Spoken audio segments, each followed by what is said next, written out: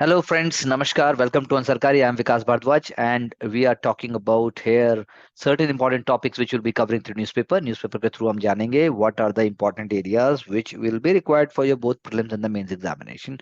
चाहे फिर वो यूपीएससी की बात हो, चाहे फिर वो सीएससी की बात हो, चाहे फिर वो बाकी पीएससी की बात हो, सबके बैकग्राउंड में एक बेसिक बात होती है। ये बात मैं आपसे बार बार बोलता हूँ, there is no shortcut to self learning, there is no shortcut to self engagement. लेकिन सेल्फ इंगेजमेंट और सेल्फ लर्निंग भी तभी होगी ना जो उसका लेवल होगा। आप कहते हैं मैं सेल्फ स्टडी कर सकता हूँ, लेकिन सेल्फ स्टडी आप कितने लेवल की करेंगे? जितना आपका लेवल होगा उतनी आप सेल्फ स्टडी करेंगे। आपका लेवल अगर मान लीजिए कम है, सेल्फ स्टडी भी कम ही होगी, फिर आपका आउटपुट कैसे आएगा?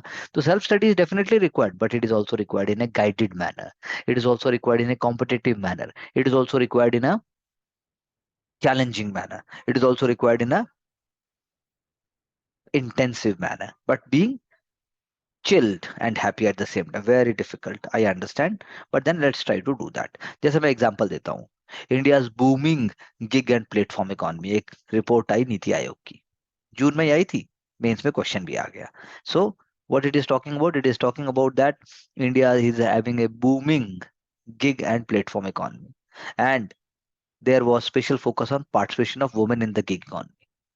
And for that, Niti Aayog has proposed that there must be fiscal incentives or tax breaks जो कंपनियों को देना चाहिए, specially because the women is forming their one third of the work force और पीपल विद डिसेबिलिटीज। अब ये बात आप अगर लिखेंगे नहीं तो कैसे बात चलेगी? वरना की इकोनॉमी तो सभी लिख देगा, बोलेगा रोज स्विगी वाला, रोज डिलीवरी वाला, रोज जोमेटो और ब्लिंकिट और ये और वो सब की इकोनॉमी है ये। तो यानी flexible, temporary and freelance jobs, ये कीवर्ड आने चाहिए। यानी कि ऑनलाइन प्लेटफॉर्म के थ्रू आप क्लाइंट और कस्टमर को कनेक्ट कर रहे हैं। यानी हम भी गिग इकॉनमी है क्या? हम भी गिग इकॉनमी है, लेकिन हम ज्यादा इंटेंस हैं। तो गिग इकॉनमी जो है वर्कर्स को बेनिफिट करती है, बिजनेस को बेनिफिट करती है, कंज्यूमर्स को बेनिफिट करती है, अडेप्टेबल होती है, लेकिन वो फ्लेक्सिबल लाइफस्टाइल से जुड़ी हुई है। हम फ्लेक्सिबल लाइफस्टाइल से नहीं जुड़े हुए। हम यहाँ पे बहुत कठोर कर्मठ तरीके से बात कर रहे हैं, यानी कि कन्वेंशनल का भी बाप बनने की कोशिश कर रहे हैं हम। So gig economy is going to give competition to the traditional economic relationship between the business workers and clients. ये बात सच है। तो गिग वर्कर्स कौन हुआ? जो कॉन्ट्रेक्चुअल बेसिस के ऊपर हायर किए जाते हैं, इंप्लॉयज कंसिडर नहीं किए जाते, उन्हें बेनिफिट्स नहीं मिलते इंप्लॉयज वाले। पे, सिक लीव, कैजुअल लीव उनको कुछ नहीं मिलेगी, ट्रैवल एंड हाउसिंग अलाउंस कुछ नहीं मिलेगा, पीएफ सेविंग्स कुछ नहीं मिलेंगी। तो यानी प्लेटफॉर्म और नॉन प्लेटफॉर्म वर्कर्स की तरह हो गया। तो प्लेटफॉर्म वर्कर कौन हो गए? जो ऑनलाइन काम कर रहे हैं, सॉफ्टवेयर एप्स में काम कर रहे हैं, डिजिटल प्लेटफॉर्म पे काम कर रहे हैं, जो मैंने एग्जांपल दिए, जोमेटो, स्विगी, ओला। और non platform gig workers, those who are working part time. तो इसीलिए new avenues are being created. India में तकरीबन कितना कहूं मैं, अराउंड 8 मिलियन वर्कर्स, यानी 80 lakh people, 80 lakh people are engage in gig economy. And next 8 years में बात हो रही है कि it will be growing up to 25 million. सोचिए आप, which will be about 5% of the total livelihood of India. और है कौन? मीडियम स्किल्ड जॉब्स में है, 22% तो हाईली स्किल्ड जॉब में भी, जैसे हम है। अबाउट 30% आपके लो स्किल्ड जॉब में है। तो lack of job security gig economy का एक चैलेंज है। इरेगुलर वेजेस भी गिग इकोनॉमी का एक चैलेंज है। अनसर्टेन एम्प्लॉयमेंट स्टेटस भी एक चैलेंज है, जैसे मैंने आपको अभी कहा। लेकिन अर्बन सेंटर्स के अंदर women are more likely to take up this platform, specially after education and marriage. Female labour participation वैसे ही लो है, पर्सन विद डिसेबिलिटीज का पार्टिसिपेशन भी लो है। लेकिन अभी मैंने पढ़ा था थोड़े टाइम पहले, हमने शायद चर्चा भी की थी, आईटीसी ने कुछ शुरू किया है ऐसा। आईटीसी लिमिटेड, अगरबत्ती के लिए उन्होंने रखे, अगरबत्ती फ्रेग्रेंस के लिए, people having you know poor और लो आईसाइट और no eyesight, people with no eyesights. तो टैक्स ब्रेक्स दिए जाने चाहिए। वुमेन रिक्रूटमेंट के ऊपर फोकस किया जाना चाहिए। वुमेन मैनेजर और सुपरवाइजर होने चाहिए। फ्लेक्सिबिलिटी होनी चाहिए, चॉइस ऑफ लेबर होना चाहिए। जेंडर सेंसिटाइजेशन पे फोकस कीजिए। ये सारी बातें हमें पता है, लेकिन स्ट्रक्चर्ड अप्रोच से लिखनी पड़ती हैं। सोशल सिक्योरिटी मेजर्स भी एक टाइम के बाद देने चाहिए, ऐसे प्लान्स पॉलिसीज बनाई जानी चाहिए। कोड ऑन सोशल सिक्योरिटी इसकी बात करता है। सोशल सिक्योरिटी कॉर्पस बना लीजिए और कुछ नहीं तो, और फाइनेंस को एक्सेस तो देना ही पड़ेगा, नहीं तो बात कैसे बनेगी? तो ये रिकमेंडेशन सिग्निफिकेंट है। अब यही मेंस में क्वेश्चन पूछा गया था, सीधा सीधा आया था ये, लेकिन हमने इसको उस पूरे चंक में से निकाल के आपसे डिस्कस कर दिया। तो गिग इकोनॉमी के अंदर अगर आप कहेंगे कि फीमेल लेबर पार्टिसिपेशन इंडिया में जो है वो है, और जो है वो व्हाट आई शुड से, साथ में जो है पर्सन्स विद डिसेबिलिटी का पार्टिसिपेशन भी है। वुमेन जो है प्लेटफॉर्म जॉब्स लेंगी specially after education and marriage, ये ट्रू है। फ्लेक्सिबिलिटी है वर्किंग आवर्स में भी, वर्किंग में भी। और गिग वर्कर्स जो है वो low skilled are more than the gig workers in high skilled and medium skilled. ये भी आप एक बात कह सकते हैं, मैंने परसेंटेज आपको बताया ही है कि भाई 30%, मतलब आई मीन टू से पर्सन विद डिसेबिलिटी का तो परसेंटेज लोअर है, 47% मीडियम में है, 22% हाईली स्किल्ड है और 31% लो स्किल्ड है। तो लो स्किल्ड वाले मीडियम से ज्यादा है, ऐसा आप कह सकते हो। हाई स्किल्ड तो हाई स्किल्ड और अगर आप मीडियम को दोनों को मिलाएंगे तो वो ज्यादा है और लो स्किल्ड कम है। तो इस तरीके से हमें सेम सिंपल चीज को पकड़ के उसको रगड़ना है। यही हमारी कोशिश है न्यूज़पेपर के हर आर्टिकल से। न्यूज़पेपर का आर्टिकल की जगह हम उसकी तह में जाते हैं, हम उसकी बात को समझने की कोशिश करते हैं। तो जल्दी देखते हैं और पकड़ते हैं जो हम कह रहे हैं कि ये पकड़ भी पा रहे हैं कि हम नहीं पकड़ पा रहे हैं, और हम देख रहे हैं कि आखिर हो क्या रहा है।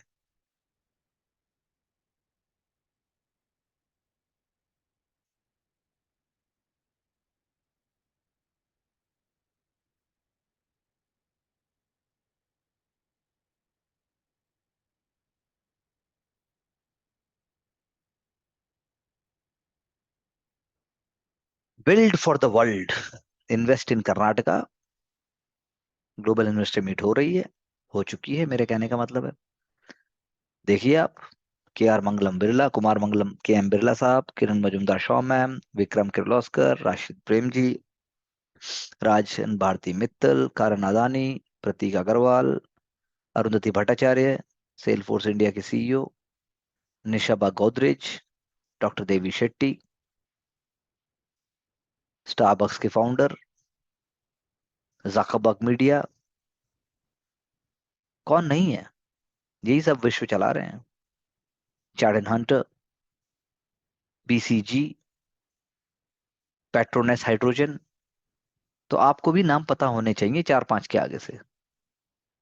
Switch India, Mahesh Babu CEO, Sun Mobility, Bosch Guru Prasad Mudlapur, Jitendra Chadha, vice president country at India Global Foundries, Udyant Malhotra, Dynamatic technologies.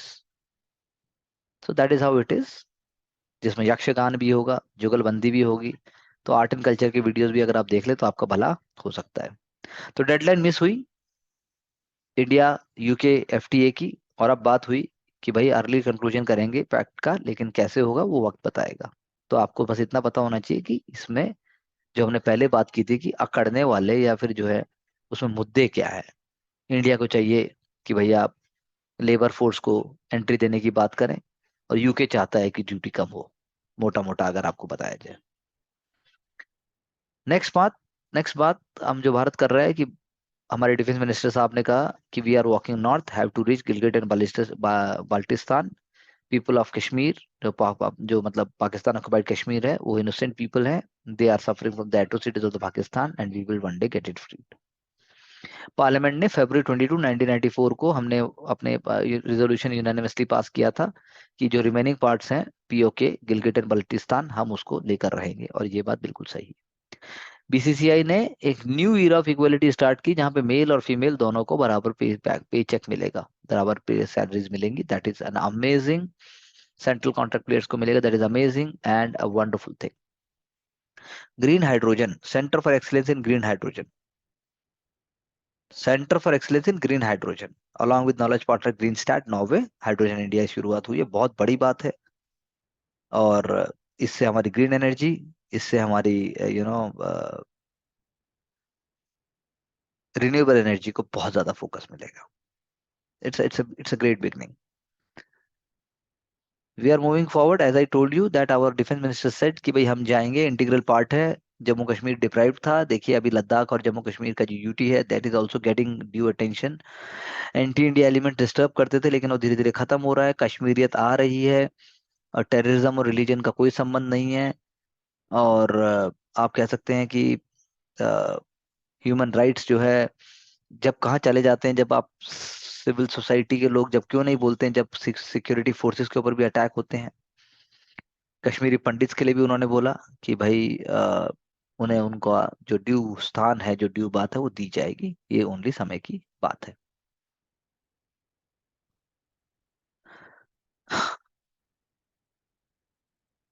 3 साल लद्दाख के हम पहले भी बात कर चुके हैं।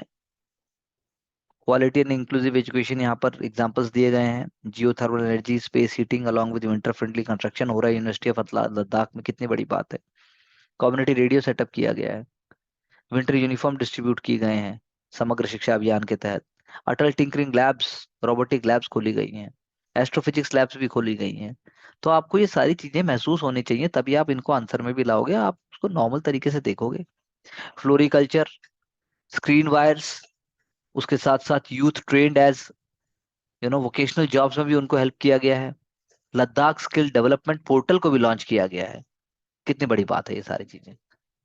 100% registration and tagging of entire cattle and yak production of Ladakh. Veterinary units भी स्टार्ट की गई हैं।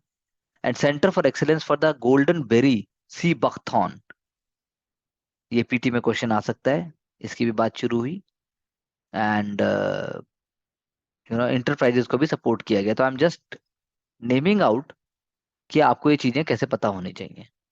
लद्दाखी काऊ को भी आगे प्रमोट किया गया, और triple layer polycarbonate green house gases को भी प्रमोट किया गया।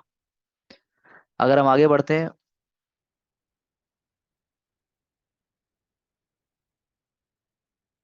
We are talking about Bihar है तैयार, बिल्कुल सही बात है। Industries are from Bihar, skilled workers are from Bihar.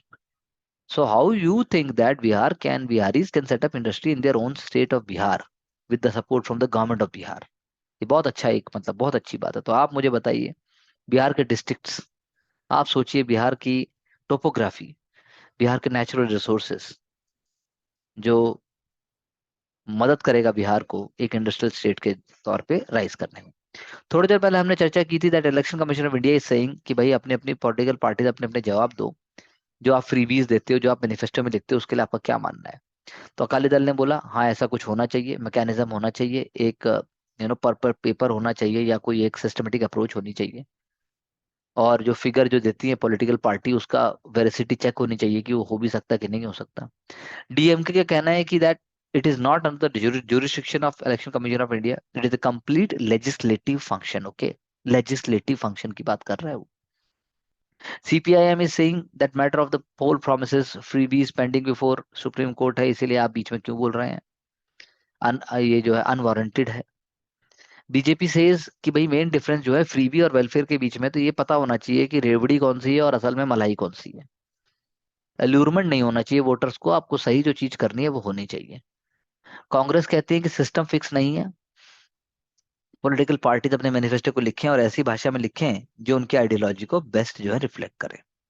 तो देखिए सभी पॉलिटिकल पार्टीज अपने अपना आइडिया दिया, उस दिन हमने बात भी की थी, तो उन्होंने कितने पॉजिटिव तरीके से अपनी बातों को रखा, ये बहुत बड़ी बात है।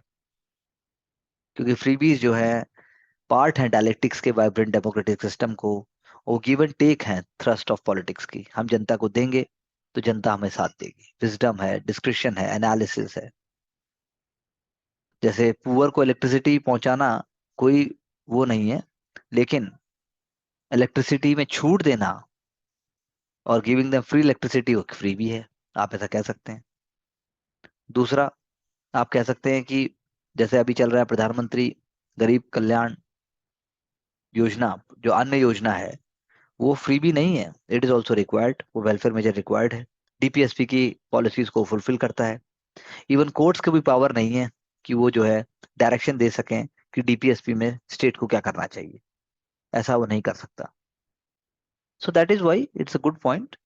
दूसरा अगर मैं आपको कहूं, तो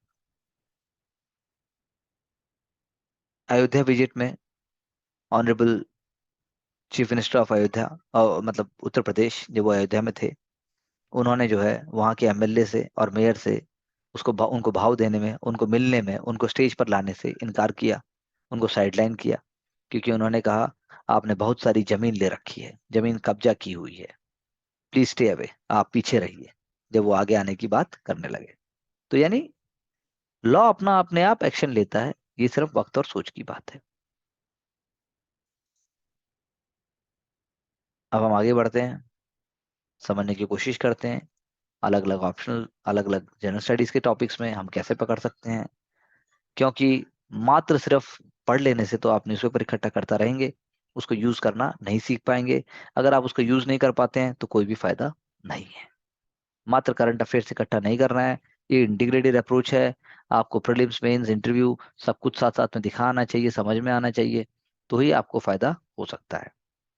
जैसे अब एक न्यूज आती है कि Arunachal Pradesh public service commission का पेपर लीक हो गया, तो उसके अंदर जो है रोल है डिप्टी सेक्रेटरी का और बाकी लोगों का, तो CBI is going to follow the case, and the people who are involved in it, they will be put to task. COP27 होने जा रहा है, तो उससे पहले सिर्फ बात इतनी सी है कि इंडिया और बाकी कुछ ऐसे नेशंस हैं जिनका प्री कोविड लेवल का एमिशंस आ गया है। यू नो ये बहुत अच्छी बात है। एमिशन गैप रिपोर्ट एक आई है, यूएनईपी की रिपोर्ट आई है, यूएनईपी की रिपोर्ट आई है, emission gap report 2022 closing window, climate crisis calls for climate crisis calls for rapid transformation of societies. देख लीजिए अब आप।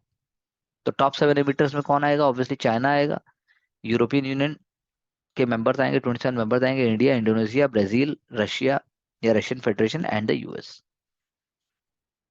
तो ये जो है मतलब बहुत ही इंपॉर्टेंट है। ये आप समझ लीजिए कि अमेरिका, अ, मतलब इंटरनेशनल ट्रांसपोर्ट जो है, और America 55% of global greenhouse gas emission के लिए 2020 में रिस्पॉन्सिबल थे।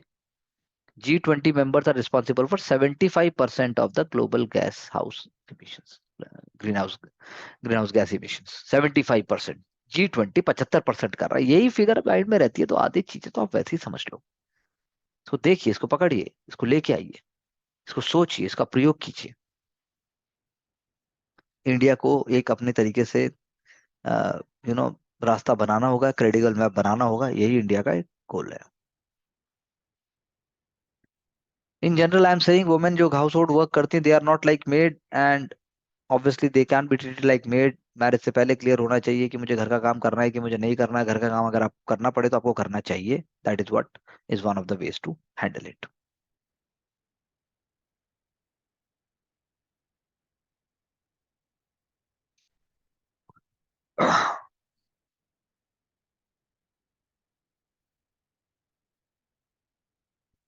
विजिंगम, आपको याद होगा विजिंगम पोर्ट की हमने बात की थी। I have discussed in details about this port in Kerala, where fisher folks are demanding that there must be investigation और there must be case study पूरी आप कराइए, ताकि ये देखा जा सके इसके लॉन्ग टर्म इम्पैक्ट्स क्या होंगे। It is more than 7,000 crore sea port, जिसके लिए वो चाहते हैं कि भाई कंस्ट्रक्शन साइंटिफिक हो, आर्टिफिशियल सी वॉल्स जो हैं वो ना बने और कोस्टल इरोजन ना हो। ये बात हम कर चुके हैं। तो 100 डे से प्रोटेस्ट चल रहा है, तो वी विल कीप एन आई कि हो क्या रहा है।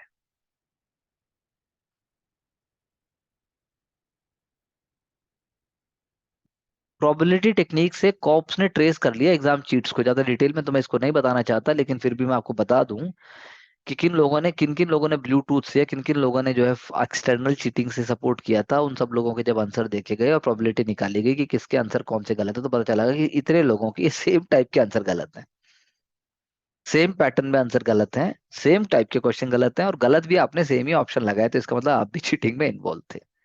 ये आईबीपीएस की टेक्निक होती है जो आईबीपीएस इज ऑलरेडी यूजिंग, और इस टेक्निक को जब सीआईडी ने यूज किया तो फिर जो है उन्होंने उस बात को पता लगाया। So these are some of the important ideas and areas which you can think can really help in understanding कि आखिर हमें चीजों को हैंडल कैसे।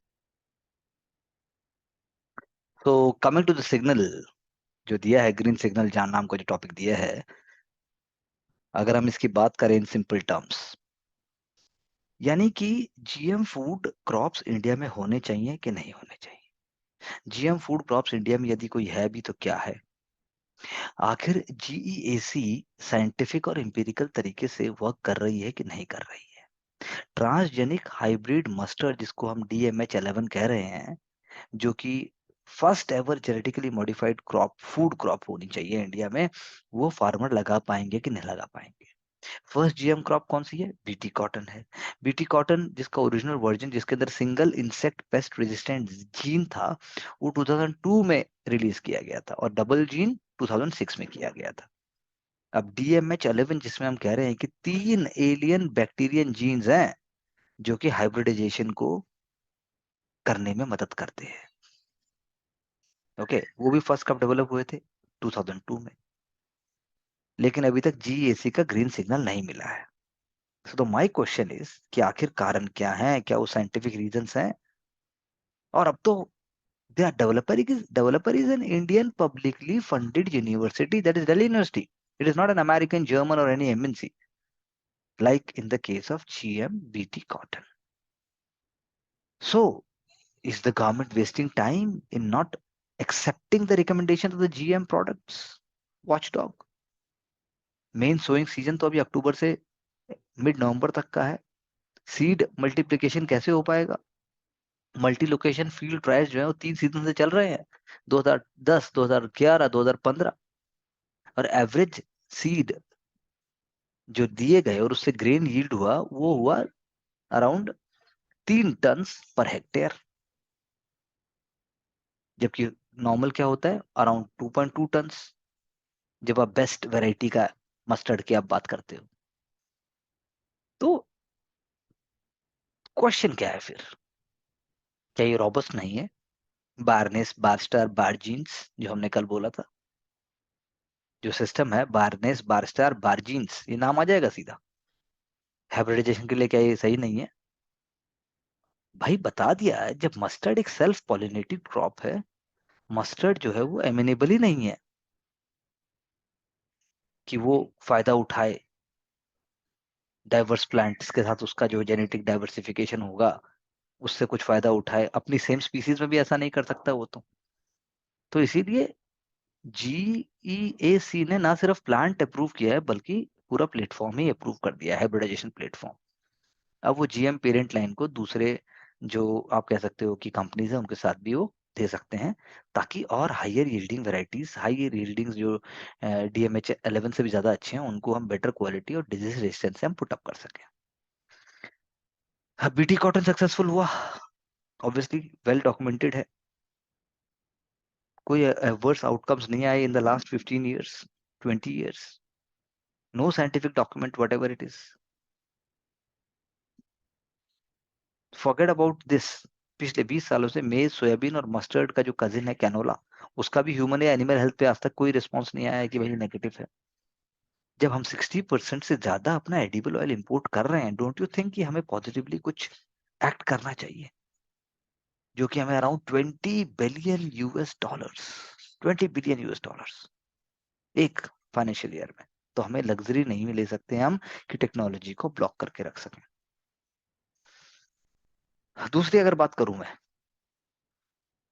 यूनाइटेड नेशन क्लाइमेट रिपोर्ट जो भी मैंने बात भी की थी आपसे, 2030 में जो टारगेट हमारे अचीव करने की पहले बात हुई थी उतने तो हम अचीव नहीं कर पाएंगे, लेकिन नेशनल ग्लोबल वार्मिंग जो मिटिगेशन टारगेट्स हैं, उसके जो एमिशन है, वो एमिशन जो उस टाइम तक इंक्रीज होगा वो होगा ओनली बाई 10.6 बाई 2030, जब आप कंपेयर करते हो 2010 के लेवल से। So this is an improvement over last years assessment, क्योंकि पहले कहा गया था 10% नहीं, 14% कम से कम आपको बढ़ा के देखना पड़ेगा। यानी क्यूमुलेटिव क्लाइमेट एम्बिशन जो कंट्रीज का है वो 1.5 डिग्री के जो बात थी उसको जो है पार नहीं करेगा, एक तरीके से हम ये कह सकते हैं इस सेंचुरी के एंड तक, जो टारगेट है पेरिस क्लाइमेट एक्ट का। लेकिन जो current combined national determinant contribution है जिसको हम कहते हैं NDC, नेशनल यानी राष्ट्रीय, डिटरमाइंड यानी जो आपने सोच लिया, कंट्रीब्यूशन यानी जो आप ग्रीन बनाओगे, वो अगर आप देखोगे जो करंट कंबाइंड है एनडीसी, वो लेके जाएगा आपको 2.5 में। तो बात हो रही है 1.5 तक की, लेके जा रहा है 2.5 में, जो कि अभी लेवल है। इसीलिए COP27 जो क्लासको में लास्ट ईयर हुआ था, आप COP 1 to 25 एक बार प्लीज देख लीजिए in one of my videos, so that you can get a complete chronology. 194 countries ने एग्री किया पेरिस पैक्ट को अपग्रेड करने के लिए, लेकिन सिर्फ 24 ने अपने प्लान्स अपडेट किए, उसमें इंडिया भी है। तो delay is really not a good sign, first of all. Second, delay हमें नुकसान देगी, that's what we can say. और पॉलिसी मेकर्स को बैलेंस सस्टेनेबल डेवलपमेंट या बैलेंस अप्रोच के लिए प्लान्स को बनाने की बहुत जरूरत है। सारी कंट्रीज इसमें जो है, अब अलग अलग उनका ढफली है, अलग अलग राग है, they are not coming on the same platform. Develop countries जो है वो, they are not really ready to transfer technology. और एम्बिशियस टारगेट्स जो हैं जो कंट्रीज ने रखे हैं, they will not be fulfilled because they don't have enough financing. So इसीलिए 2009 में पीटी में क्वेश्चन आ चुका है, 2009 में डेवलप कंट्रीज ने एग्री किया था कि वो 100 बिलियन पर एनएम देंगे 2020 तक। पीटी में डायरेक्ट स्टेटमेंट पूछा गया था ये, लेकिन अब तक कुछ नहीं हुआ, उसका टारगेट कभी मिला ही नहीं। सो यूएन रिपोर्ट जो अभी आई है, इससे पहले जो शर्म अल शेख, देखिएगा जरा इजिप्ट में कहाँ है, Ethiopia, Egypt, blue Nile, red white Nile, देखिए यूएनएफसीसी का COP 27 जो नेग्लिजिबल कार्बन फुटप्रिंट है, जो जिन कंट्रीज का, उनको तो ठंडा किया जा रहा है। वो तो कह रहे हैं क्लाइमेट रिलेटेड डैमेजेस को आप देखिए, लेकिन डेवलप कंट्रीज सुन के राजी नहीं। पाकिस्तान जैसी कंट्रीज का कहना है जो अभी लुट गए थे। सो that is why it is very very important. तो COP 27 अभी होगा 26 ग्लासगो में, और उससे पहले पेरिस था। तो मतलब you have to see all the summits Paris, and you must know कि किस समिट में क्या हुआ। फैक्चुअल इंफॉर्मेशन बोल रहा हूँ, प्लीज उसको खुद चेक कर लीजिए। अब अगर मैं बात करूं, बात हो रही है ट्रांसलेशन की, ट्रांसलिटरेशन की। तो हिंदी में या लोकल लैंग्वेजेस, वर्नाकुलर लैंग्वेजेस में हमारे यहाँ लिटरेचर ही बहुत थोड़ा है, स्पोरेडिक है, स्ट्रगल है उसके साथ, एक्सपेरिमेंटेशन है, लैक ऑफ क्रिटिकल फीडबैक है। क्योंकि जब आप कॉन्फ्रेंसेज ही नहीं कराएंगे उसमें, जब आप उसमें पेपर प्रेजेंटेशन ही नहीं कराएंगे, जब आप इंग्लिश लैंग्वेज के अलावा हिंदी के अंदर आप स्टैंडर्ड डिबेट ही नहीं कराएंगे, तो कैसे होगा? कैसे होगा आप बताइए मुझे। आप जो है उसके लिए जो है एक कॉम्प्लेक्स और एक जो है क्रिटिकली पॉजिटिव एटमॉस्फेयर ही क्रिएट नहीं करेंगे तो कैसे होगा? आप ट्रांसलेट ही नहीं करेंगे टेक्स्ट को तो कैसे होगा? परमिशन ही नहीं देंगे तो कैसे होगा? तो फिर पर्पस तो फेल हो जाएगा, वेदर इट इज हिंदी और whether it is vernacular languages. Moving further, nutrition, we must target nutrition and not the hunger. That is a very very important discussion, because the first challenge is starting as soon as the child is born, breastfeeding से start हो जाता है वो, one of the most noble and sacred, one of the most noble and sacred practice, cultural practice भी कह लीजिए। WHO ने बोला है ब्रेस्ट फीडिंग का कोई भी इनिशिएटिव, कोई भी सब्स्टिट्यूट नहीं है, it must start with in the first hour of the birth, and the infant should be exclusively fed with breastfeeding for first 6 months. India में NFHS बोलता है, 5 बोलता है कि 65% फीमेल ऐसा करती हैं, वरना सेरेलेक भी तो है भाई, और भी बहुत सारी चीजें अब तो आ गई हैं, नाम भी नहीं पता मुझे तो। So infant will be not getting antibodies if it is not getting it.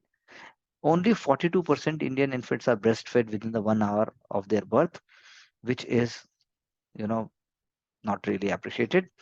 आप कह सकते हैं छत्तीसगढ़, झारखंड, मध्य प्रदेश, उड़ीसा, महाराष्ट्र, मणिपुर, राजस्थान, हिमाचल प्रदेश, हरियाणा, उसमें 70% से ज्यादा है। जबकि पंजाब, केरला, तमिलनाडु, बिहार, इनमें जो है आप देख लीजिए 50% से भी कम है। सेकेंड, यंग चाइल्ड की जो फीडिंग प्रैक्टिसेस हैं वो बहुत अच्छी होनी चाहिए। For example, semi solid food मत खिलाइए पहले 6 महीना, prolonging breastfeed as long as possible for 6 months, giving food lacking in nutritional diversity is not good। आपको फूड ऐसा देना चाहिए जिसमें बहुत सारी चीजें हों। तो अब फीडबैक अगर आप लेते हैं किसी एनजीओ का, तो वो बोलती हैं कि बच्चों को बैठ के खिलाओ। बच्चे भागते रहते हैं लेकिन फिर भी बच्चों के खाने में डस्ट चली जाती है, बच्चों के खाने पर फ्लाइज आ जाती है, बच्चों को खाना ठंडा हो जाता है। एकदम पानी जैसा खाना देने की जरूरत नहीं है, उन्हें न्यूट्रिशन डेंस फूड दीजिए। लेकिन मदर को पता ही नहीं है। किचन गार्डन स्टार्ट नहीं करते हैं, पोल्ट्री रियर नहीं करते हैं। पुअर न्यूट्रिशन के बाद अब आप आगे आते हो तो percentage of stunted, wasted and underweight children की बात आ जाती है। बिहार, यूपी, झारखंड, उड़ीसा पीछे रह जाते हैं। अनीमिया, हमने एक प्रोग्राम भी चलाया था, मुझे याद है गवर्नमेंट ऑफ इंडिया ने, पता नहीं कौन सी गोली, नीली गोली या क्या लाल गोली करके कुछ कराया गया था। और हाउस होल्ड जो है वो आपके स्नैक्स पे तो खर्च कर देंगे, जिसमें जो है चिप्स, पापड़ या बाकी सारी चीजें होंगी, लेकिन काम की चीजों पे नहीं होता। बहुत ही अजीब सी बात है ये। 5 रुपया जो है चिप्स पे चला जाएगा, लेकिन 5 रुपए का अंडा नहीं आएगा। इसीलिए ये सारी चीजें हमें सोचने की बात पड़ रही है। इंडिया ने 1970 के वाई के बाद से 1 डजन से ज्यादा न्यूट्रिशन प्रोग्राम लॉन्च किए हैं, बट देन वो क्या रियली में पकड़ पाए हैं? क्या आप ट्रेस कर सकते हैं इंटीग्रेटेड चाइल्ड डेवलपमेंट स्कीम के अलावा, और आप क्या देख सकते हैं एनएफएचएस के अलावा कि क्या हुआ हो? तो प्लीज जरूर इस पर बात कीजिएगा। This is very important topic which we have discuss till now. Sociology में मैं इसको लेके जाऊंगा, मैं इसको साइकोलॉजी में भी लेके जाऊंगा, मैं इसको पबाइड में भी लेके जाऊंगा, मैं इसको एसए और कॉम्प्रिहेंशन में भी लेके जाऊंगा। Very important element we have discussed. General studies की अगर हम बात करें पीटी के एंगल से तो बात नहीं है, लेकिन वैसे इन जनरल है। पीटी के एंगल से तो ये बात है कि आपको पता होना चाहिए इंडिया में इनकम टैक्स लागू कब हुआ। 1860 में sir James Wilson, the first post independence IT act जो पास हुआ था वो 1961 में हुआ था। 100 साल हो गए थे उसको। तो यानी कि आज की डेट में जो फेसलेस रिजीम आया है डायरेक्ट टैक्सेस का, वो जो है कंप्लीटली ट्रांसपेरेंसी को प्रमोट करता है। फेस टू फेस इंटरेक्शन बिल्कुल कम हो गया है, टैक्स कंप्लायंस भी बढ़ गई है। इससे एक करप्शन का चक्कर बहुत कम हो गया है। अपील अब डायरेक्ट हो जाती है, फेसलेस है, कोई करप्शन ही नहीं है। फेसलेस टैक्स असेसमेंट सिस्टम से जो है एवरीथिंग ऑनलाइन आ गया है। Filing of return, assessment orders, अब कोई फैसिलिटी भी नहीं चाहिए, सब कुछ सीबीटी करेगा, central board of direct taxes. कोई फिजिकल इंटरेक्शन नहीं चाहिए। लेकिन इनडायरेक्ट टैक्सेस में वो थोड़ा सा पंगा है। जीएसटी इंट्रोड्यूस किया गया था, one nation one tax. Earlier जो है ट्रेडर्स और मैन्युफैक्चरर्स जो हैं, इंडस्ट्रियल बिजनेस हाउसेस, वो देंगे वैट, देंगे सेल टैक्स, देंगे सर्विस टैक्स, देंगे ऑक्टोराई देंगे। लेकिन अब ऐसा नहीं है। हैरेसमेंट था, करप्शन था, लेकिन जीएसटी से एफिशिएंसी आई है। ट्रांसपोर्टेशन ऑफ गुड फास्ट हो गया है। मंथली जीएसटी कलेक्शंस भी हमने पढ़ा है हाई हो रही हैं। तो रेशनलाइजेशन जीएसटी रेट्स का भी होना बहुत जरूरी है, लेकिन इक्विटेबल ट्रीटमेंट भी देना बहुत जरूरी है। 18% क्यों है, 5% क्यों नहीं है? तो इसीलिए अगर faceless tax regime indirect taxes में भी आ जाए तो मजा आ जाएगा। देखते हैं कब होगा, कैसे होगा, पर आप फ्यूचरिस्टिक अप्रोच से ये सोच सकते हैं और लिख सकते हैं।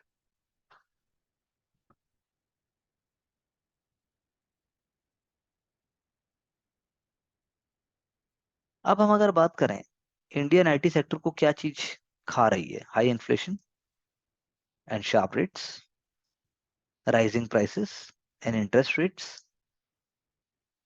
इससे वो अपना कॉस्ट कटिंग करना चाह रहे हैं। एडवर्स इकोनॉमिक सिचुएशन भी है यूएस और यूरोप में।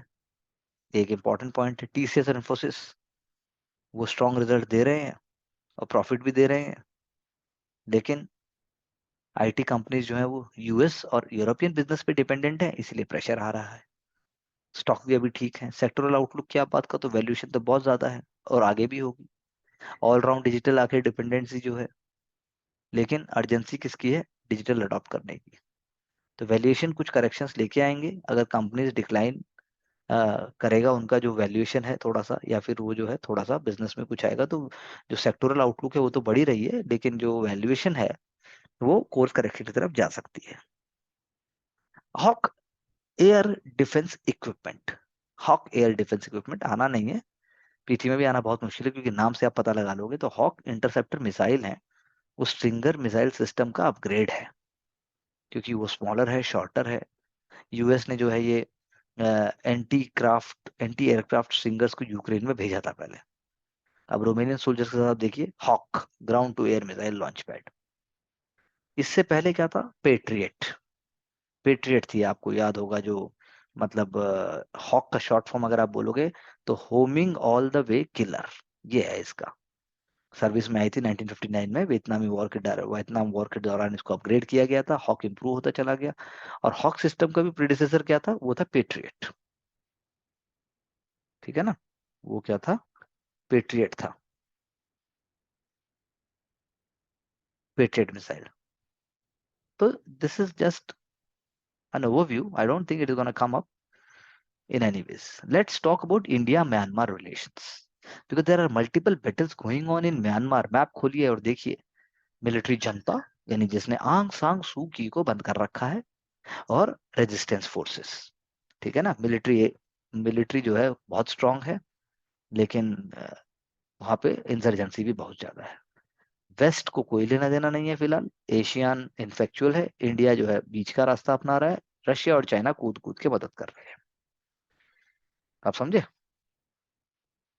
तो एशियन आसियान फॉरेन मिनिस्टर्स, मुझे कहना चाहिए, वो जकार्ता में जब मिले कि म्यांमार में क्या होना चाहिए, क्योंकि मिलिट्री जो है इंक्रीजिंगली वायलेंट मेथड यूज कर रही है आर्म्ड रेजिस्टेंस को दबाने के लिए, फिर भी वो नहीं कर पाई है।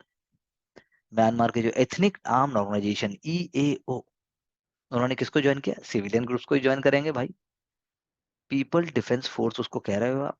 और उन्होंने क्या बना लिया? उन्होंने वो एलाइड, यानी वो सपोर्ट किसको कर रहे हैं? वो कर रहे हैं नेशनल यूनिटी गवर्नमेंट जो एक्साइल से है। अब ये हो गया खेल। म्यांमार के अंदर आप कूद के जा नहीं सकते। आप कूद के जाने का अर्थ है कि कौन कौन सी कंट्री डायरेक्ट क्या सपोर्ट करेगी, क्योंकि सिविलियन रेबिलियन है, और जनता ऊपर से सेपरेट आर्म ग्रुप के साथ लड़ रही है, और पीडीएफ जैसा मैंने बताया, पीपल्स डिफेंस फोर्स। तो म्यांमार में ये चलता ही रहेगा, इसका कोई इलाज नहीं है। Myanmar army is using air power also. Rakhine state में मिलिट्री जो है अराकान अराकान आर्मी से लड़ रही है, पीटी में क्वेश्चन आ सकते हैं, बांग्लादेश में भी स्पिल ओवर हो जाता है। इंडिपेंडेंस के लिए लड़ाई कर रहा है राखीन स्टेट, और वो पीडीएफ और एनयूजी से थोड़ा सा अलग है। तो पंगा क्या है? इंडिया इसमें क्या कर सकता है? इंडिया इसमें कुछ नहीं कर सकता। वैसे तो आंग सांग सू की जी जो है वो तो वैसे ही जेल में है, उन्हें 20 साल की सजा मिली है। तो इंडिया जो है बीच में फंसा हुआ है, बिल्कुल साथ नहीं देगा तो पता चला इंसर्जेंसी कूद कूद के नॉर्थ ईस्ट में आ गई।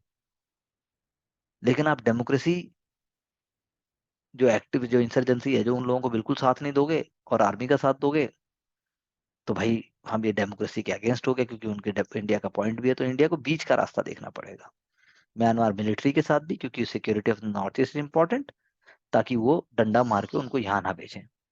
लेकिन नॉर्थ ईस्ट ग्रुप्स हैं जैसे मणिपुर पीएलए, वो ऑलरेडी जो है सिविल अपराइजिंग जो हो रही है म्यांमार में, लाइक इन सागाइंग रीजन, उसमें सपोर्ट कर रहा है। तो बेसिकली इंडिया के कंसर्न दो ही हैं, कि इंसर्जेंसी के जो ये हैं ये ना आए कूद के, और दूसरा रिफ्यूजीज इंडिया में ना आए, क्योंकि इंडिया इज शेयरिंग 1643 किलोमीटर का बॉर्डर है भाई, छोटा मोटा नहीं है। आप जरा खोल के देखो एटलस, रोको वीडियो और खोल के देखो, रोको। 1643 किलोमीटर का बॉर्डर है, म्यांमार से स्ट्रेच होकर सीधा India Myanmar China tri junction Arunachal Pradesh से लेके, और फिर एक India Myanmar Bangladesh tri junction Mizoram में हो रहा है। तो बॉर्डर निगोशिएशंस तो हुई हैं, लेकिन अब एथनिक टाइज है भाई हम लोगों के भी। मणिपुर की फैमिली और एथनिक टाइज हैं इंटरनेशनल बॉर्डर के, वहां पे क्या है, फ्री मूवमेंट रिजीम है, लोग आते हैं जाते हैं, प्यार से रहते हैं 16 किलोमीटर तक, 16 किलोमीटर इधर, 16 किलोमीटर उधर। सो अभी तक जो है 30,000 रिफ्यूजीज आ चुके हैं, but then they many have not been registered. Zoramthanga, जो उनकी मिजो नेशनल फ्रंट है, एनडीए का जो कॉन्स्टिट्यूएंट है, उसने बोला सेंटर को, भाई शांति रखो, शांति रखो। इंडिया का फर्स्ट ऑफ ऑल कोई सिग्नेटरी नहीं है इंडिया 1951 का यूनाइटेड नेशन रिफ्यूजी कन्वेंशन का, या फिर 1962 का प्रोटोकॉल, उसका कोई डोमेस्टिक पॉलिसी भी नहीं है रिफ्यूजीज की, इसलिए हम हैंडल कर लेंगे। अब चीन स्टेट से लोग आते जा रहे हैं, ठीक है ना? तो होम मिनिस्टर ने बोला भैया इलीगल इन्फ्लेक्स हो रहे हैं, तो लेकिन जोरामथांगा ने बोला नहीं भाई, इलीगल नहीं है ये हमारे घर के लोग हैं। स्टेट के रिसोर्सेज, एनजीओ सब लोग सपोर्ट कर रहे हैं, चर्च हो रहे हैं, यूथ ऑर्गेनाइजेशन भी हो रही है। सेंटर ने मिजोरम को रोका नहीं है फिलहाल कि भाई ऐसा ना करें। तो this is very important for us. अब जो है इससे अनरेस्ट भी हो सकता है, इंडियन प्रोजेक्ट्स को प्रॉब्लम आ सकती है, then you will need more resources, because without people support तो कुछ हो ही नहीं सकता। For example Kaladan waterway project, ये तो पहले से डेडलाइन से बाहर थे, अब तो उनकी डेडलाइन अब तो पूरा होना उनको और भी मुश्किल हो जाएगा। म्यांमार हमें रास्ता देता है भाई साउथ ईस्ट एशिया में जाने का, हमारा दोस्त है उस तरीके से वो। लेकिन Australia, Canada, US, UK, European union, उन्होंने सेंक्शन लगा दिए। लेकिन international attention is now focused on the Ukraine war, इसीलिए वो साइड में हो रखा है। सिचुएशन अफगानिस्तान की भी कुछ सही नहीं है। अब आसियान तो कुछ कर नहीं पाया अभी तक तो। Regional solution is very very important. Concrete, practical और टाइम बाउंड एक्शन चाहिए, उसके बिना होने वाला नहीं है।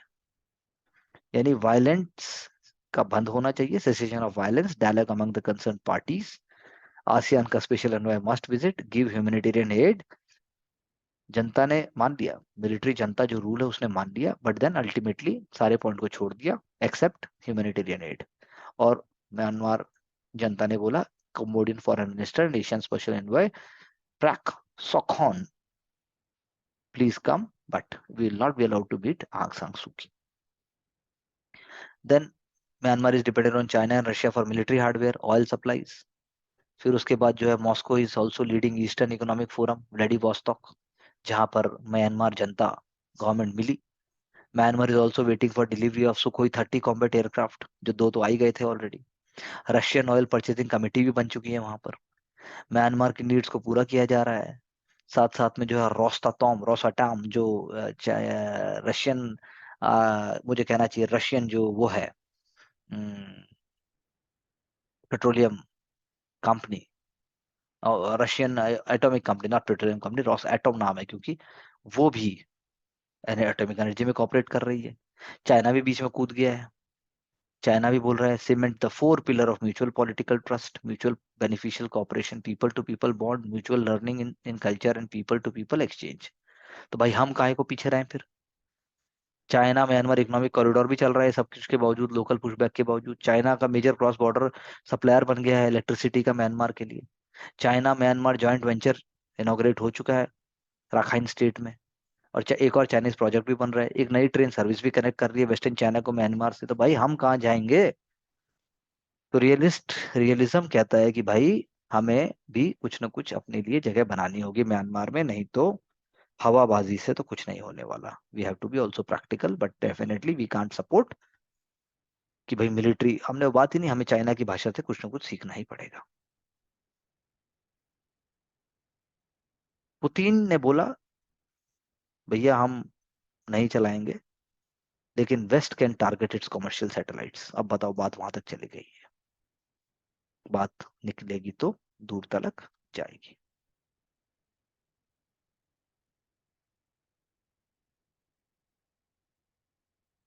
हम्म।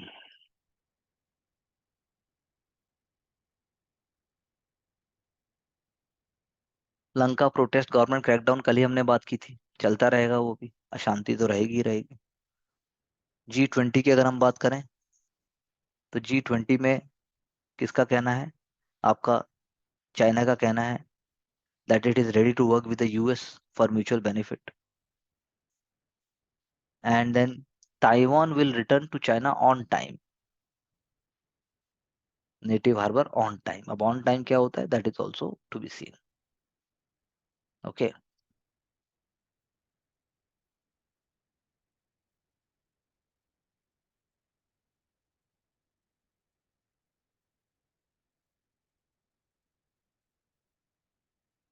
तो यानी कि ये सारी चीजें चलती रहेंगी, लेकिन हमें इससे आगे सोचना है कि और क्या हो सकता है।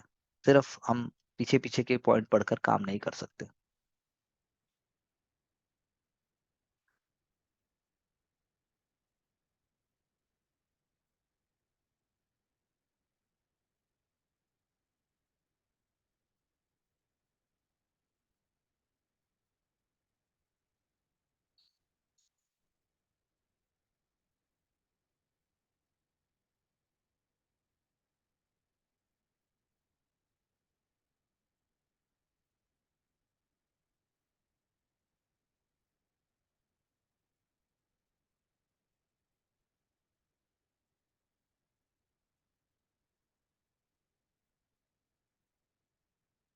अब बताइए, चाइना में आई यूनिवर्सिटी में ट्रेनिंग प्रोग्राम चल रहा है डोमेस्टिक हेल्पर्स का, practice on baby dolls during a course teaching child care in Beijing. India में तो ऐसा कुछ होता नहीं है। Joint families and system would have taught, girls तो वैसे यहाँ पे बच्चों को गोदी में लेती हैं, लेकिन ये जरूर सोचने की बात है। The grievance panels for social media जो बना है,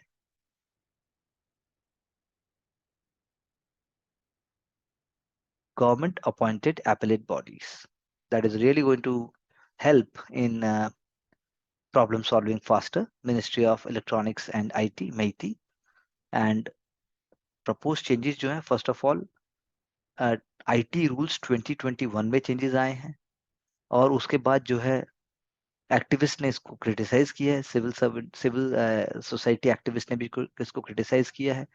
वो कह रहे हैं कि इससे सोशल मीडिया कंपनीज जो हैं वो सेल्फ रेगुलेटरी बॉडी अपने आप में तो सेटअप कर लेंगी, और गवर्नमेंट भी करने जा रही है, but then it is a kind of a infringement.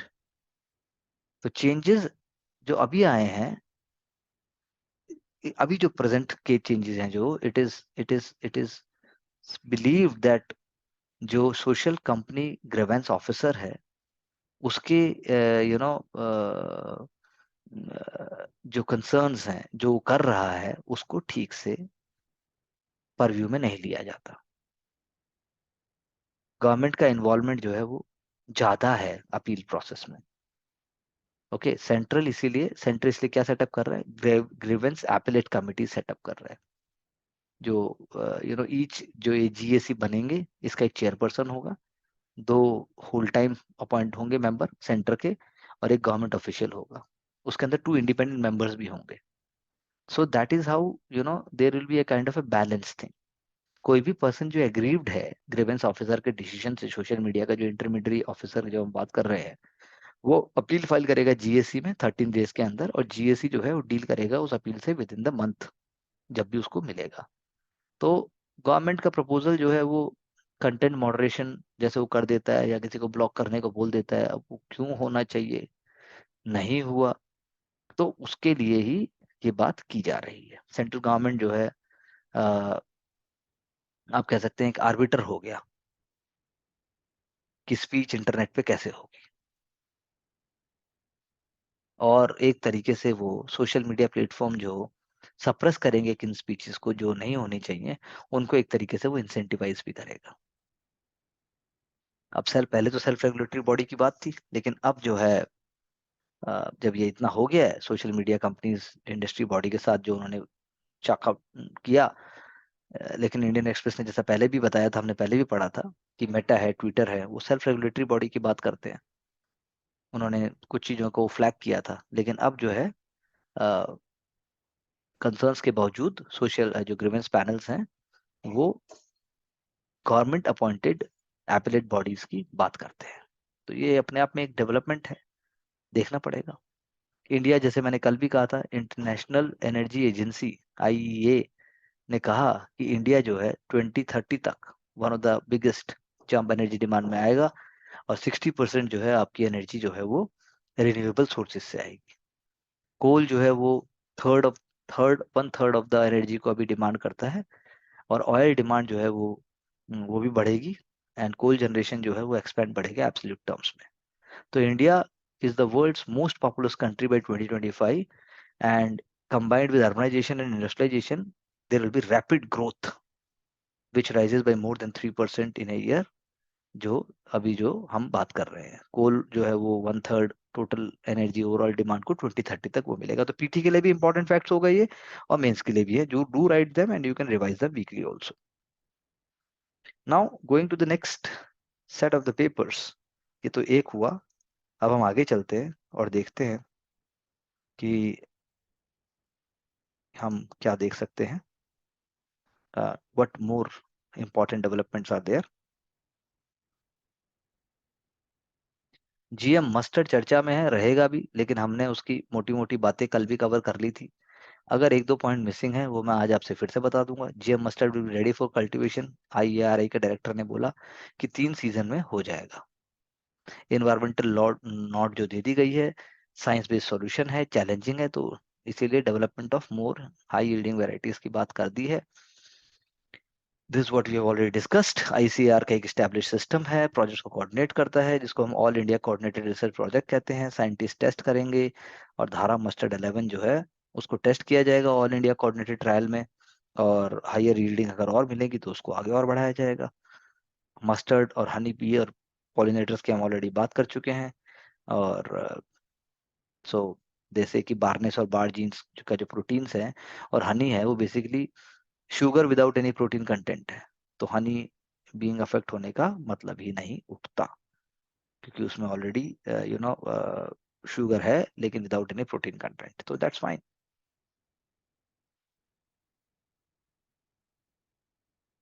उसके अलावा यदि हम बात करें,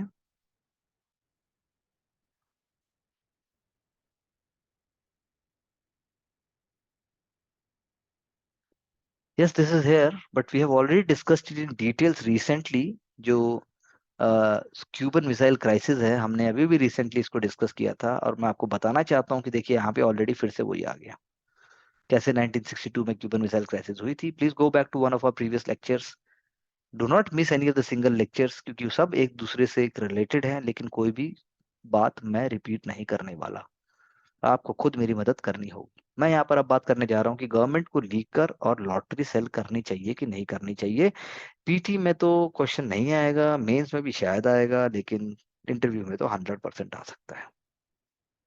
अब एक पॉइंट ये है कि गवर्नमेंट को सिन गुड्स, सिन पाप, यानी दारू, लिकर, टोबैको, गैम्बलिंग, ये सब सिन है, क्या ये गुड सेल करने चाहिए? तो एक जना आपका कहना है कि नहीं भाई बिल्कुल नहीं करने चाहिए, क्योंकि इसके स्पेसिफिक रीजंस हैं।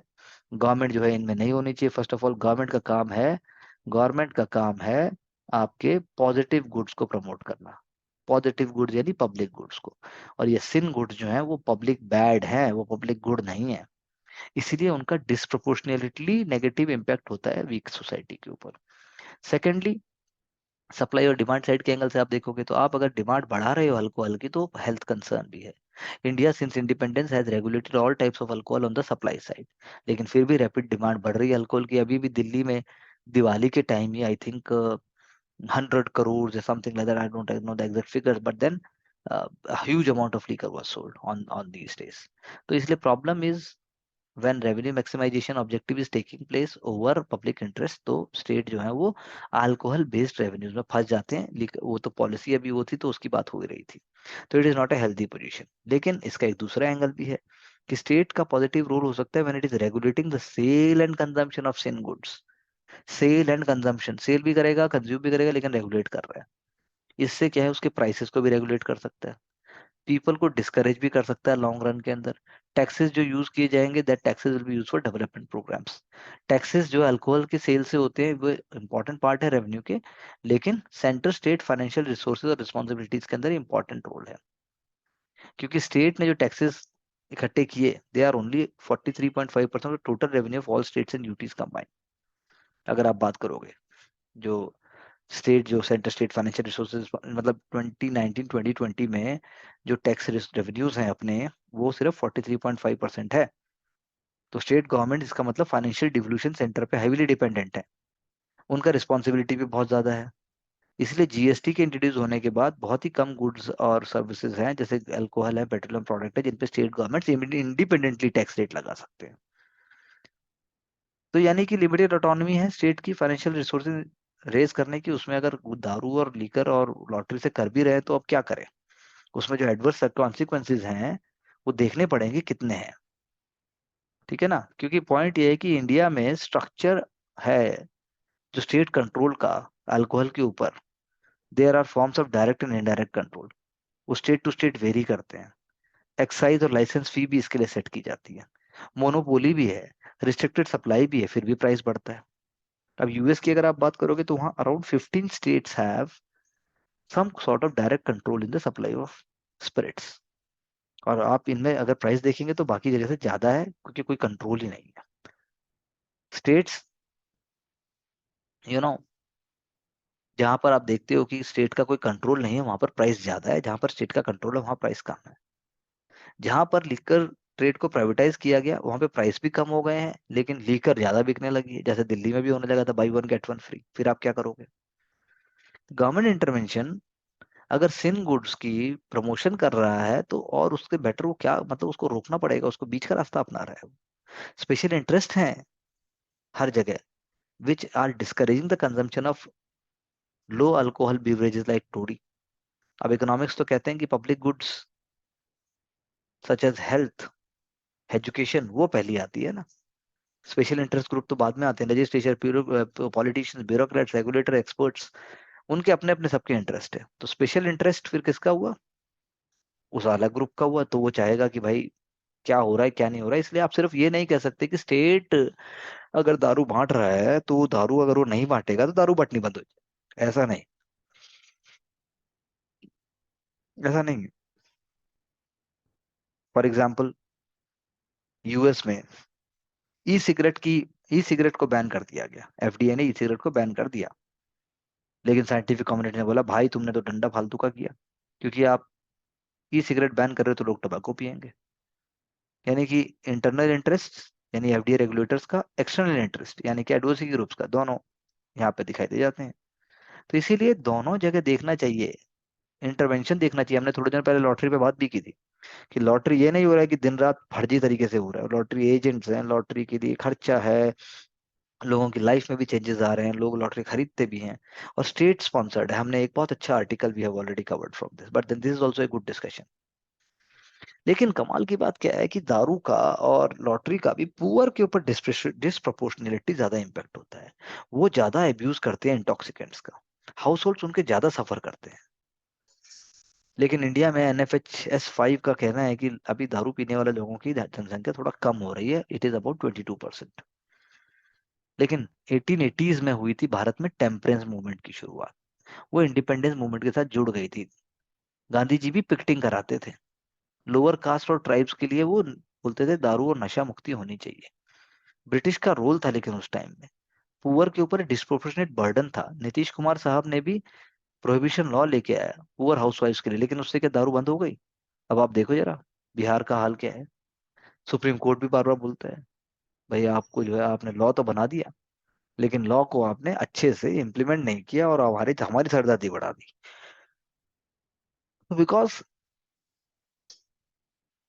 सिन, आप मतलब कि दारू है, नहीं है तो गरीब नहीं पिएगा, या मिडिल क्लास नहीं पिएगा, या एस्पिरेशनल आदमी नहीं पिएगा, तो ऐसा नहीं हो सकता, ऐसा मुश्किल है कहना। और तो ऊपर से लोअर क्लास आदमी जो दारू पीता है, इट में be having more alcohol content, जबकि अपर और मिडिल क्लास के अंदर ऐसा नहीं है।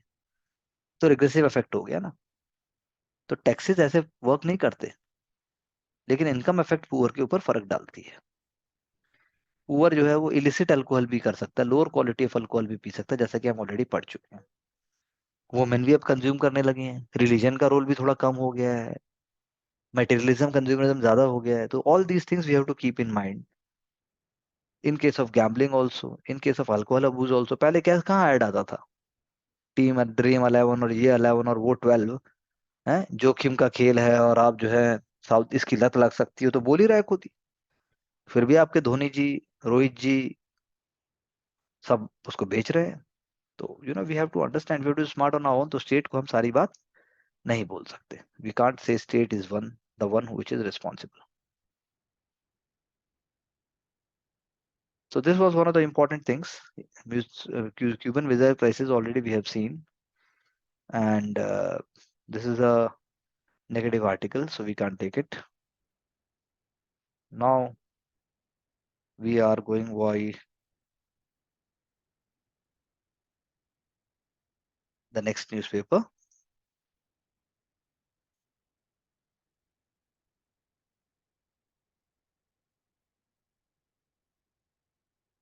Already we have covered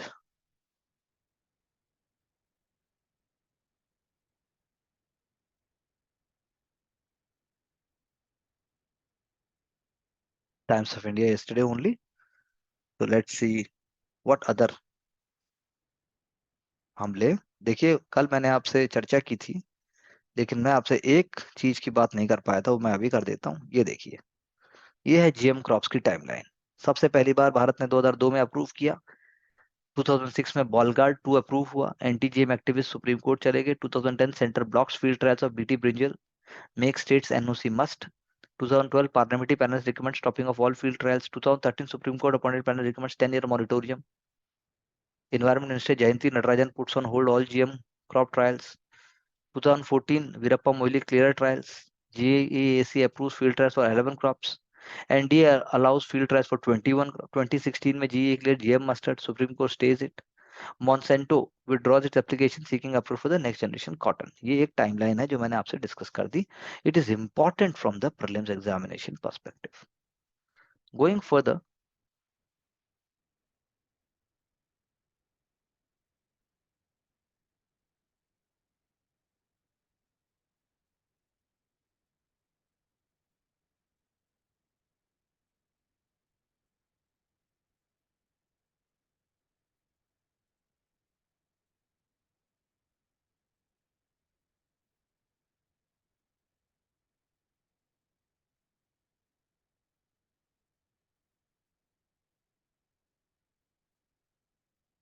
पहले हम बात करते हैं कि जो ट्रिलियन ऑफ ट्रीज की हम बात कर रहे हैं उसके लिए ग्रीन आएगा कहाँ से।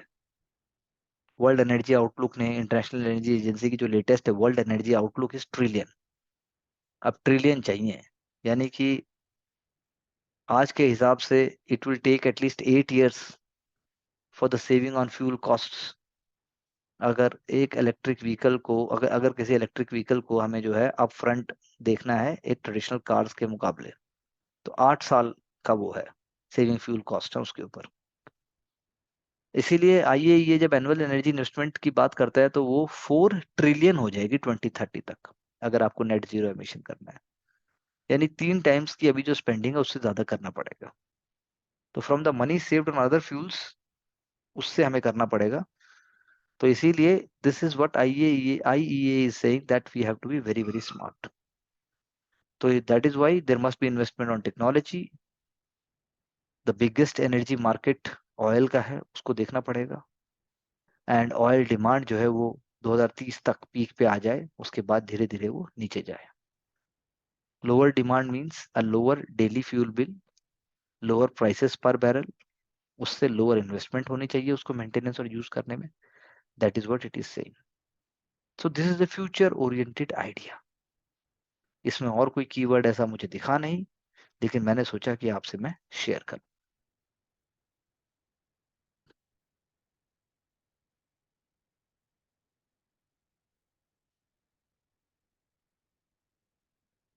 पॉलिसी मेकर्स इंडिया में एक बहुत ही इंपॉर्टेंट मुद्दे में घुसे हुए हैं कि सैटेलाइट स्पेक्ट्रम को जो वो दे रहे हैं, बहुत तरीके से डिस्कस हो रहा है कि ऑक्शन जो होना है स्पेक्ट्रम का, क्या वो किस तरीके से होना चाहिए। और सैटेलाइट स्पेक्ट्रम जो है वो हम जानते हैं कि उसकी कोई नेशनल टेरिटोरियल लिमिट्स नहीं है, क्योंकि स्पेक्ट्रम जो है it is coordinated by international telecommunication union, ITU। ITU क्या है? ITU एक यूनाइटेड नेशन की एजेंसी है और it is subject to their radio regulations, जिससे सैटेलाइट नेटवर्क्स को फंक्शन किया जाता है विदाउट हार्मफुल इंटरफ्रेंस के लिए। लेकिन ये नहीं जानते कि मल्टीपल सैटेलाइट ऑपरेटर्स जो हैं, जो टेरेस्ट्रियल मोबाइल ऑपरेटर्स होते हैं उसके अलग जो है वो सेम फ्रीक्वेंसी यूज करते हैं मल्टीपल सैटेलाइट्स के लिए, और एक दूसरे को इंटरफेयर भी नहीं करते, वो कोऑर्डिनेट करते हैं बल्कि एक दूसरे के साथ। सैटेलाइट स्पेक्ट्रम जो है इसीलिए कभी भी एक्सक्लूसिवली शेयर नहीं किया गया, unlike the mobile one. Mobile access spectrum, mobile access में होता है सबको अलग अलग स्पेक्ट्रम हमने दे दिया। तो एक्सक्लूसिव एक्सेस टू स्पेक्ट्रम जो है एक फंडामेंटल बेसिस है ऑक्शन का। बिडर ऑक्शन करते हैं, ऑक्शन मैकेनिज्म जो है फेल हो जाता है अगर किसी को एक्सक्लूसिव एक्सेस ना मिले। जबकि सैटेलाइट में क्या होता है, आप फ्रीक्वेंसीज को शेयर करते हैं, लार्ज कैपेसिटीज अब डेवलप हो जाती हैं over the period of time, अलग अलग जोग्राफिकल जोन में सब लोग उसको यूज कर सकते हैं। क्योंकि अगर आप ऐसा करेंगे कि एक्सक्लूसिव आप सैटेलाइट स्पेक्ट्रम को देंगे, तो स्पेक्ट्रम को कुछ ही ऑपरेटर यूज कर पाएंगे, बाकी यूज ही नहीं कर पाएंगे। तो सैटेलाइट स्पेक्ट्रम बैंड जो है वो 2 पोर्शन में डिवाइड हो जाता है, यानी टेरेस्टोरियल के लिए और उसके बाद ऑक्शन जो है बाकी पर्पसेस के लिए। इसीलिए देयरफॉर आप कह सकते हो कि जो सैटेलाइट स्पेक्ट्रम है वो एक मतलब फ्रेगमेंटेशन हो गई स्पेक्ट्रम की, यू नो मोबाइल अगर आप सैटेलाइट स्पेक्ट्रम की आप बात करते हो, जैसे आप बात कर रहे हो कि अगर आप उसको ऐसे ही डिवाइड करोगे पोर्शन और चंक्स में आप करते हो, तो फ्रेगमेंटेशन जब स्पेक्ट्रम का होता है तो वो उसका डिक्रीज हो जाते हैं, उसकी आउटपुट डिक्रीज हो जाती है, डेटा स्पीड जो है फ्रेगमेंट हो जाते हैं, यानी उसकी एफिशिएंसी में रिडक्शन हो जाता है, यानी कि इन्हेंसमेंट नहीं हो पाता एफिशिएंसी में यूसेज के। इसीलिए जो स्पेक्ट्रम का ऑक्शन है सैटेलाइट स्पेक्ट्रम का, वो कैसे सर्विस दे पाएगा विनर्स को, तो एक बहुत ही कॉम्प्लिकेटेड सेट ऑफ रूल जो है वो डालने पड़ेंगे, कोऑर्डिनेटेड ऑपरेशन की तरह, जैसे आप मतलब मोबाइल में करते हैं। तो इसीलिए एक वो तरीके से वो नाइटमेयर हो जाएगा। ओके। लेकिन सैटेलाइट स्पेक्ट्रम ऑक्शन के साथ एक और मेजर प्रॉब्लम भी है, एक बार ऑक्शन हो गए, एक बार असाइन कर दिए, एक बार रूल एग्री हो गए, तो वो चेंज नहीं किए जा सकते हैं पूरे टेन्योर में, नए ऑपरेटर्स जो इंट्रोड्यूस नहीं हो सकते हैं, and then there will be infringements, legal rights and so on. इतने हाई प्राइसेस भी हैं कि ऑक्शंस जो हैं वो बिडर्स को, जो स्टार्टअप्स होते हैं वो एक बार ही बस हो सकते हैं लाएंगे, बाद में कर ही नहीं पाएंगे। जैसे अभी वन वेब गूगल कीजिएगा, देखिएगा वन वेब, ऐसे बार बार ऐसी चीजें नहीं हो पाएंगी। और एक और अगर डाउन साइड आप बात करोगे सैटेलाइट स्पेक्ट्रम ऑक्शन की, तो वो जो है कॉम्प्लिकेटेड फ्रेमवर्क ऑफ रूल्स होंगे, मिस हैपनिंग्स भी हो सकती हैं। सैटेलाइट स्पेक्ट्रम जो है आप कह सकते हो वो गेटकीपर्स की तरह काम करेगा, और वो एंट्री को ब्लॉक करेगा। टेरिस्टोरियल सैटेलाइट जो ऑपरेटर्स हैं वो एंटी कॉम्पिटिटिव इन्वायरमेंट भी बना देंगे, क्योंकि थोड़े ही लोग होंगे, अपने हिसाब से काम चलेगा। इनहेंस कंपटीशन और पावरफुल इंडस्ट्री हाउसेज जिनके पास बहुत माल है वो कर पाएंगे, कंपटीशन तो हो ही नहीं पाएगा, नए इंटरेंट्स को बैठे रहना पड़ेगा, सीसीआई को उस पर आंख रखनी पड़ेगी। तो इसीलिए ये एक बहुत अच्छा आर्टिकल आया विच इज टॉकिंग अबाउट कि भाई क्या सैटेलाइट स्पेक्ट्रम होना चाहिए ऑक्शन की, नहीं होना चाहिए मोबाइल की तरह, और हमने दोनों को चर्चा की। अगर हम ऐसे ही और बात करें,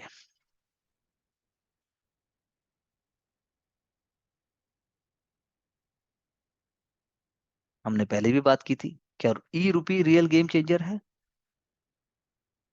हमने दो तरह की बात की थी, सीबीडीसी एक होलसेल में, सीबीडीसी रिटेल में। इंटरमीडिएट मॉडल ऑफ सीबीडीसी की हमने बात की थी, सेंट्रल बैंक इशू करेगा, इंटरमीडिएट उसको डिस्ट्रीब्यूट करेंगे, नॉन इंटरेस्ट बियरिंग होगा ऑब्वियसली, अकाउंट बेस्ड होगा और टोकन बेस्ड होगा, मैनेज्ड अनोनिमिटी होगी और फिजिकल कैश की तरह होगी। ये हम पहले ही बात कर चुके हैं, ये हम सारी बातें कर चुके हैं। अब सुपीरियर होगा यूपीआई से, क्योंकि गारंटीड है सेंट्रल बैंक से, और कोई सेटलमेंट रिस्क भी नहीं है। Inter settlement inter bank settlement जो है वो ई रूपी के साथ साथ और कम हो जाएगा। लेकिन यूपीआई में इतना इन्वेस्टमेंट लिया है, ग्लोबली वो हमारा फैल रहा है, उसकी एफिशिएंसी है, उसका स्केल है, तो देखना पड़ेगा कि यूपीआई फीचर फोन्स पे या यूजर फ्रेंडली वर्जन्स पे आ जाएगा और बढ़ जाएगा, तो इसीलिए उसको अभी रोकना सही नहीं होगा। बहुत सारे सेगमेंट्स में अभी रेजिस्टेंस है डिजिटल पेमेंट मोड्स में जाने के लिए। तो आरबीआई का कॉन्सेप्ट पेपर कहता है डिमांड फॉर कैश अभी भी कम नहीं हुई है, पीपल जो है छोटी वैल्यूज के लिए भी अभी कैश ही देते हैं। लेकिन इलिटरेसी है, अफोर्डेबिलिटी है, ब्लैक मनी है, ये भी सब कैश को ड्राइव करता है। सिर्फ 1/4 of people in India are using UPI. RBI का जो ई रूपी है वो ऑफलाइन मोड में आ जाएगा, फाइनेंशियल इंस्टीट्यूशन को बढ़ाएगा, पर देखते हैं। तो इसलिए slow, take it slow, UPSC preparation की तरह take it in a systematic way, take it in a slow way, then only we can think about it. ये एक बात हुई, हमने इसके बारे में पहले भी चर्चा की थी, हमने अभी भी चर्चा की, we have given enough points. आपके 150-200 वर्ड के लिए बहुत पॉइंट है भाई, और कितना चाहिए आपको? इसके बाद सिर्फ आपकी लिखने की एबिलिटी, आपकी समझने की एबिलिटी, आपका रिवीजन ही डिसाइड करेगा कि आप कैसा सोचते हो, कैसा करोगे। Nothing else is important over here. I am already providing you enough areas so that you can handle things in a proper way.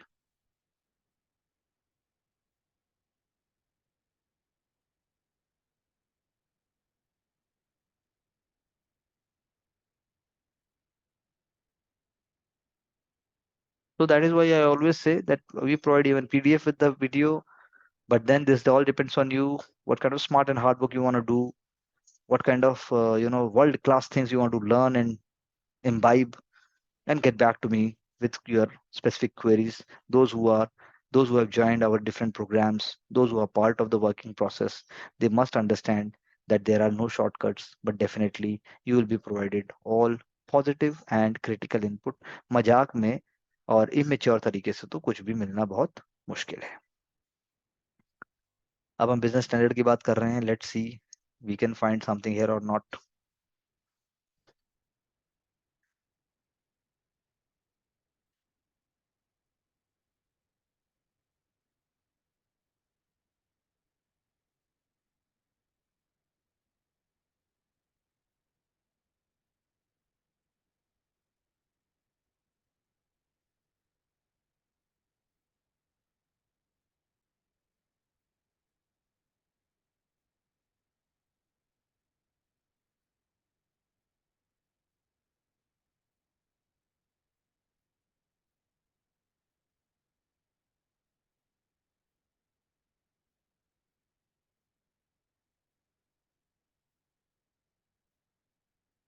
Centre ने बोला, सेंट्रल पब्लिक सेक्टर इंटरप्राइजेज जो है सीपीएससी हैं, उनको बोला कि भाई 92 operating central public sector enterprises जो कि trade serviceable discounting system trades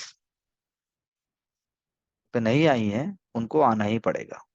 trade क्या है? अब TReDS is an institutional mechanism जो कि बनाया गया है in order to provide discount to micro small and medium enterprises, जो सीपीएससी को देना चाहिए, इनको एमएसएमईस को और कॉर्पोरेट बायर्स को थ्रू मल्टीपल फाइनेंसियर्स, क्योंकि इसके अंदर तीन पार्टिसिपेंट्स हैं, एमएसएमई सप्लायर, सीपीएससी उसको बाय करेगा, एमएसएमई मान लो मैं हूं और आप पीएसयू, तो आप उसको परचेज करोगे, मैं उसको सप्लाई करूंगा, और तीसरा financer.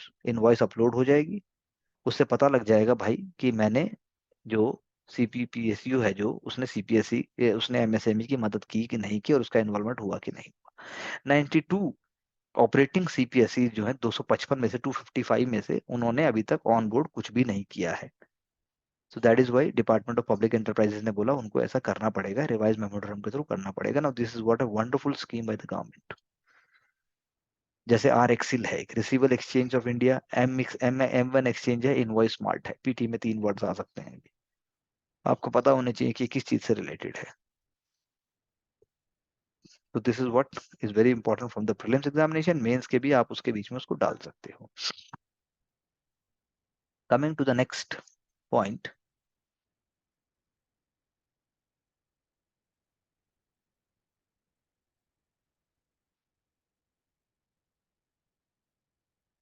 we're not getting anything which is very much relevant for the prelims or the mains, so we will move further to the next newspaper.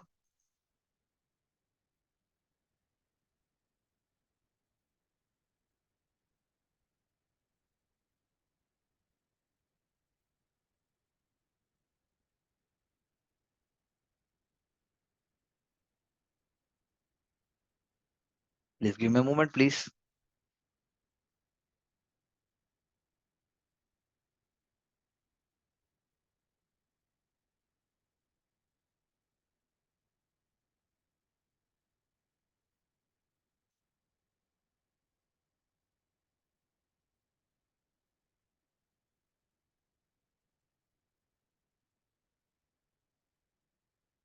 I think there is some issue. अगर मैं एक और news item को check करूं जब तक, अगर उसमें कोई इंपॉर्टेंट न्यूज आइटम है then definitely we will take it up.